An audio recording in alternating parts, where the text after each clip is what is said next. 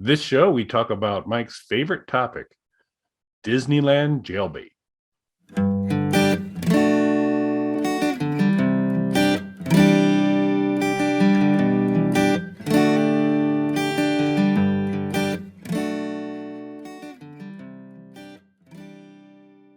Bog Panda. Hello, everybody, and welcome back to Bog Panda. I'm Kelly at KELLYTHUL on Twitter and Instagram. And I am Dr. Mike at Official Pagan on everything. I almost said Clarence Thomas at Official Pagan on everything.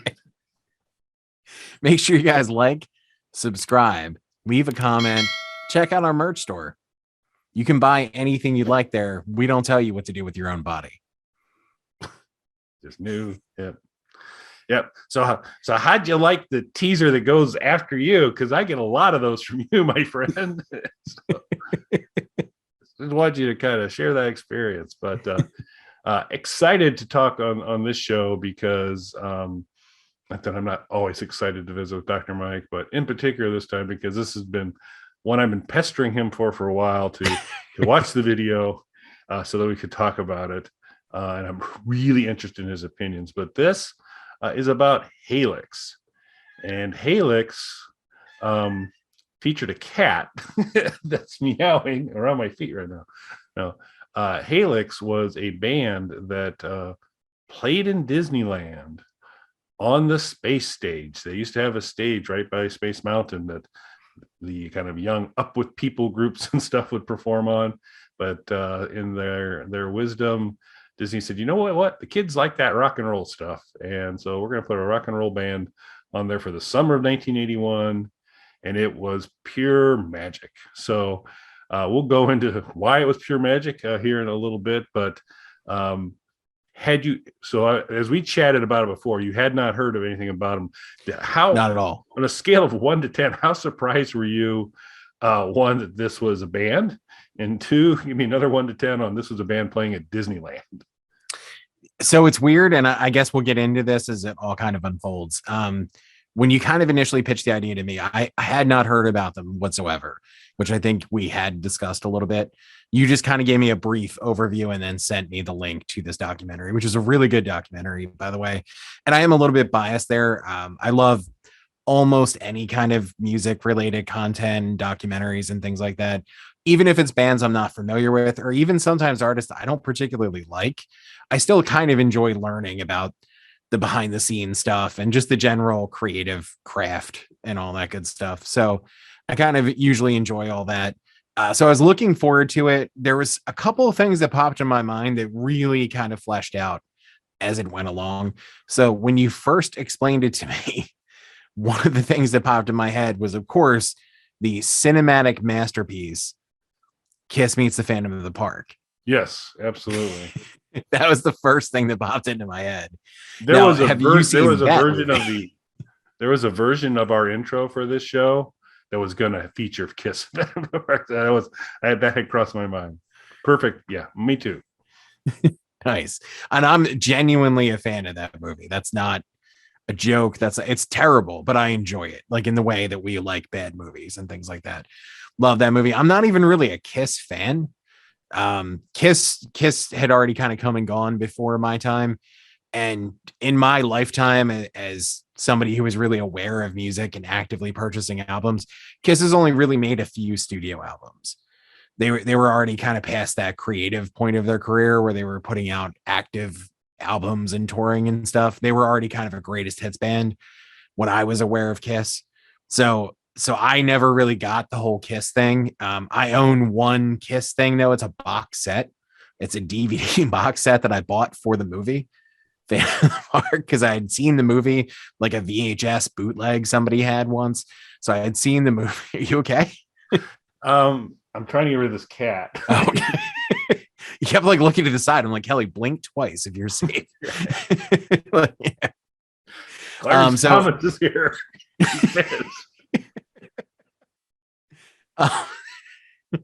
So I bought this box set, and it's the movie. It's the movie version of it because there's two different cuts of it. There was the TV cut, and then there's a slightly longer theatrical version because you watch that and you're like, I need more. Yeah. So There were so many unanswered questions. yeah. So it's the slightly longer theatrical version of it. And it's got a couple of Kiss concerts. It's like 3 discs, and there's a couple of Kiss concerts, one of which is in Philly. And it's them Right. like in their prime, like 70s Kiss in their prime playing in Philly. So it kind of covered everything I needed from Kiss in this one package. So I got all the Kiss I needed in there. But immediately when you told me about this, that's what I imagined. Yeah, and it is, man. We should do a show sometime on Kiss.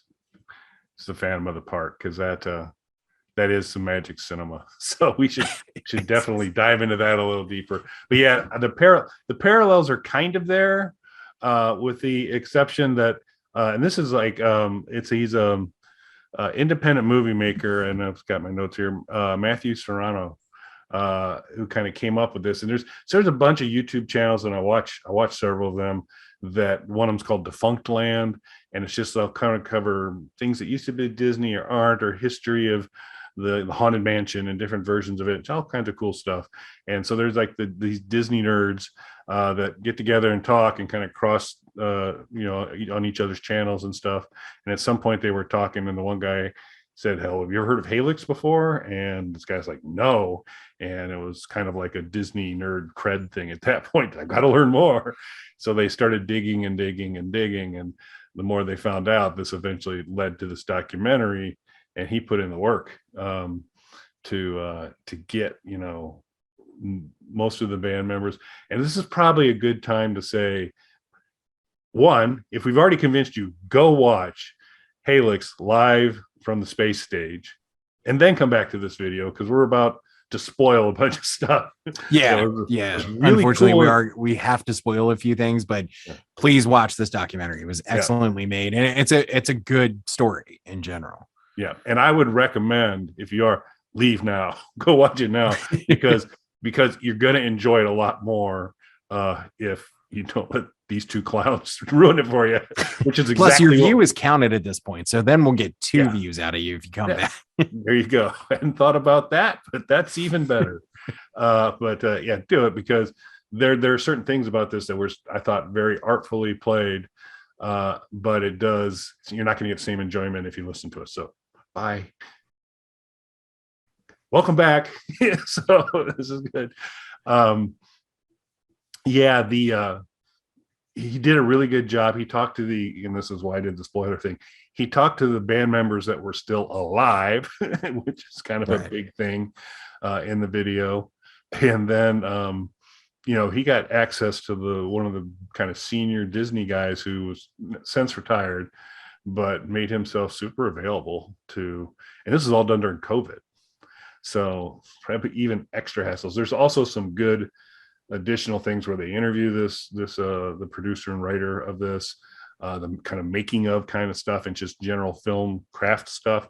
Tons of good stuff out there. So just kind of the Matthew Serrano, follow that trail and get into these other things, because it was just good stuff. I enjoyed it. It was, so we probably need to explain, now you've all watched it and you're back, but again, maybe not, if you need a little more convincing. And this was said multiple times in different ways in the movie. It was like, let's mash up Kiss and Star Wars. Let's say, what if there was a rock band in the cantina? What would us, let's play off the Star Wars bump that's occurring. This is 1981. Which is ironic, because Star Wars was not a Disney property at that time. No, not at that. Yeah. Things come around, I guess. But, and so 81 Star Wars. And so there would have been 2 out at that point. It would have Empire Strikes Back would have also come out by then. And of course, this is 81. So you've got Alice Cooper's paramilitary Coke Army cruising through the concert halls doing special forces. But since Alice wasn't available for the space stage, they say, let's make a Star Wars band. And they had all sorts of creatures. So I loved how they described it, because there's one of the bass players, a really tall guy who is a Wookiee. That's what he is. But Yep. there's very explicit directions to say, make him just short of a copyright problem. Do what you need to do so that he's a And I Wookiee. would argue he's not short of a copyright problem. Yeah, he's white. He's much lighter in jade.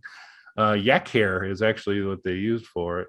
And so there's a Wookiee. There's a kind of an amphibian thing that's basically a guy who's a gymnast and a percussionist. There's keyboard player is, again, let's do a stormtrooper just short of copyright violation. Put him in a golf cart where he can play his organ. And so he's on keyboards. The drummer seemed to luck out, just say, you be a drummer. And so that's a good gig. And kind of the same for the guitarist. That it was largely, they said, get kind of dressed kind of spacey. And then the front person, female lead singer, I thought really strong, kind of, Pat Benatar, Joan Jett-ish kind of big. Yeah, definitely. Maybe a little more Pat Benatar leaning, but definitely in that category. Yeah. Laura Mumford was her name, and she was, she was kind of the draw, although the whole thing was the draw because of the experience. Not that many people, set their concert going experience to say, let's go to Disneyland, because I'm sure there'll be a good rock and roll concert there. But they drew a lot of fans, and they had people that were dedicated and printing off bumper stickers with the band's name on it, all that kind of good stuff. And it was just, I thought, a fascinating story. Yeah, it was really interesting. So a couple more things kind of came to mind as it unfolded. So the Kiss Phantom of the Park thing was the first kind of touchstone for me that popped into my head. Of course, as you get into it, I started thinking about other costumed bands and things like that. I would say the most prominent probably is Gwar. As far as costume bands, they're 30 plus years into it now, multiple Grammy nominations and world tours and things like that. And there's a movie coming out about Gwar. So anybody who's looking forward to that documentary, I know it hits streaming next month, I think, something like that. It's already played a few festivals and got really good reviews. So I'm looking forward to that as well, just as an extra little add on there. But bands like Gwar and things like that. And I think what was interesting about this band is clearly they could all play. And I think that that's where a lot of bands that are just a gimmick don't go very far. This band I'm putting more in line with Gwar, not sonically in line with Gwar, not content wise in line with Gwar. Yeah.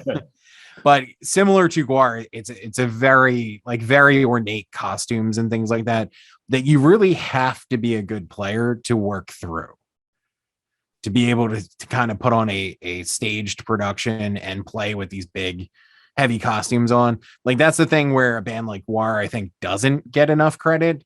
Like, they're really good music. Whether you like their music, they're really good musicians. Like, they're playing these songs with these giant costumes on and acting out these crazy stage scenarios with fake blood spraying everywhere and all that stuff. And I feel like this was the sci-fi version of that.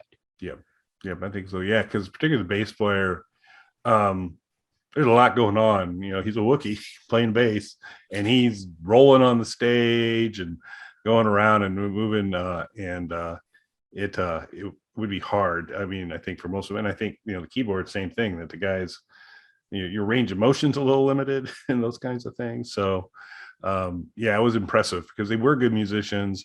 It's a real shame. It's one of the couple bummers in the movie, in that, and it was interesting how they did it, because they kind of give you a little bit of vignettes about each of the players, their background. They kind of jump to them in current day, talk to them some there, and they go back and forth. But kind of every time the lead singer was on, there'd be people just going on and how awesome she was and so much potential and all those types of things. But you never saw them jump forward, which you didn't really notice, because they were really kind of crafty around. They talk about her kind of during the 1981 time, and then they jump, oh, here's the big hairy guy doing somersaults on stage. So there'd be something else that would kind of draw your attention, and you wouldn't go, why didn't they just talk to her in her apartment now, or something like that. But as you get deeper into the movie and you keep seeing everybody else show up and you never see her, you start to wonder. And then you find out she was actually married to a keyboard player until shortly after 81. and they kind of amicably parted, but went different ways. And he lost track of her, and he just basically found out eventually through Facebook or something that she had passed away. Yeah, he saw a Facebook post on like a fan page. Yeah, Yeah. so it was it was interesting to see there. But they did it, I thought a kind of well done in terms of smart editing to not milk that for emotion or anything like that, but to kind of keep that in the back burner, because it just kind of built towards some of that. Yeah, it was good construction wise, just as a film, to kind of keep that more towards the end. But it doesn't feel cheap, like you were saying. Like it doesn't feel like there was. So I'm not knocking the movie. I'm not calling it a bad movie. Not this movie. The Dirt, the Motley Crue biopic. I don't know if you got a chance to watch that. My Motley Crue viewing's been limited. They move two major events that happened to the band, not back to back, but make it seem like, I'm not going to even say what they are. Make it seem, everybody who knows anything about Motley Crue knows what they are. Make it seem like these things happen back to back so that you can finish watching the movie and not hate Motley Crue. so like Motley Crue messes up in a really bad way in all of life, in a way where you're like, I hate these people. Whatever happens to them happens to them. And then something really tragic happens, and they moved it so that that's right behind the really bad stuff. And you're just like, oh, okay, I feel bad for them. Let me finish watching this movie. So like that felt cheap. Like, even if I didn't know that's not how that happened, it feels cheap to do that. Probably an even better example would be the Queen movie. Yep. The Queen movie faked a really, really big thing in there. So Live 8, which is their Live Aid, the first one, was their big comeback performance, but it wasn't because the band broke up like they show in the movie. It's because the band played whites only shows in Africa and parts of Europe. Sun City love. Yeah. So they were kind of like, nobody wanted anything to do with them for a while after that. Queen never broke up. Queen still never broke up after Freddie Mercury died. They just kept going. But in the movie, they break up and then get back together. And they move up when Freddie Mercury found out he had AIDS to make you feel bad because they did something horrible before that. So similar to the Motley Crue movie. So this doesn't feel cheap the way that they did it. I knew that that's where it was going, especially as they start talking to him more. And I'm like, okay, they're talking to her husband, but not her. Right. So they're at the very least not together anymore. And she didn't want to be a part of this, or probably something worse. So you kind of got the impression of that's where it was going, but it never felt like the biopic thing where they're like, they did something terrible. Let's do the tragic thing to make you feel bad and bring you back on their side again. Yep. Yeah. I mean, they weren't, they built to it, but they built to it in the most, in a classy way, in a appropriate, it made sense. It was respectful to everyone involved. And it was just to me, well crafted. So the construct was good. The storyline's fun. It's, and then there is, kind of, that's obviously a very sad thing. The other sad thing is that they had, they were good. They were good musicians, and there was talk of an album, and they were going to actually go into the studio, and it was going to actually be something more than just this thing on the stage in Disneyland during the summer. And then some of it was they were shifting a little bit more of the attention was to the lead singer, who was a very strong, certainly a very strong component of it. And just things kind of fell apart, as they do on occasion. And so it just, they were close. It was super close, and then it just didn't happen. And then it all just kind of, everybody moved on. And the amazing thing for this guy who's he's putting most of this together, and this is 1981. So it's not like you have all the footage, and not everybody's walking around with a cell phone recording stuff all the time, right, where you have just all this stuff. But there, through one member of the band, when he was just talking, interviewing him, he found out, oh yeah, I remember that song. I was just watching it the other night. He's like, what? And there was a major, almost a full set of theirs recorded by a brother of one of the guys in the band, a young kid, a super young kid, like 12 or something. and was shot really well. And so you actually get to see a lot of the band footage. It's not high def and all that kind of stuff, but you certainly get an idea what it's about. But absent coming across that little gem, there would have been very little beyond, hey, here's some posters and here's some promo pics and here's some recordings on a cassette tape of a song that they played. So it was kind of neat that there was some found footage, and it all kind of worked out. But it's just a cool story. It's really interesting to see how it was put together. The culture shock of Disney's very Disney employees at that point in time was there's no facial hair, there's no tattoos, and these folks are strolling in and they're musicians to the nth degree, so it's long hair and all that kind of stuff. And security's kind of like, well, no, you can't come in, you're not staff. And they're like, yeah, we're the band. So Well, and that's something that's kind of been in the press again lately as well. So Disney to this day has a known strict dress code, maybe not so much for long hair and tattoos, but still a strict dress code in place. Apparently, it's become a thing recently where people will intentionally dress inappropriate so that they could get discounts or free t-shirts from the gift shop to cover up their inappropriate stuff that they were wearing. And that's become a big internet trend. So Disney finally caught on to it, and you either have to buy a shirt or leave. So they've changed their policy.